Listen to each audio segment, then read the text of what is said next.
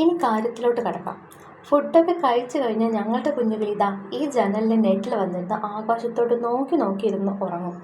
അത് കാണുമ്പോൾ എന്തോ ഒരു വിഷമം. നമ്മളും കൂട്ടിലിട്ട തത്തമ്മയുടെ കഥ പഠിച്ചിട്ടുള്ളതല്ലേ.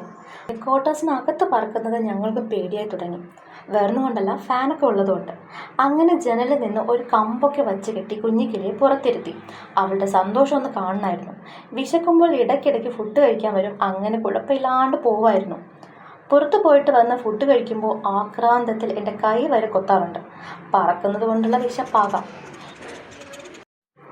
പുറത്തു പോയിട്ട് വന്ന് വിളിക്കുന്ന സമയത്ത് ഞങ്ങളാരെയും കണ്ടില്ലെങ്കിൽ അവൾ കിച്ചൺ വരെ പറന്നു വരാറുണ്ട്. ഇങ്ങനെ 4-5 ദിവസം വരും പോകും അങ്ങനെ ആയിരുന്നു. പിന്നെ ഒരു സുപ്രഭാതത്തിൽ അവളെ കാണാനില്ല. അവളെ അവളുടെ കിളിക്കൂട്ടം വന്ന് കൊണ്ടുപോയതാവാം എന്ന വിശ്വാസത്തോടെ ഞങ്ങളും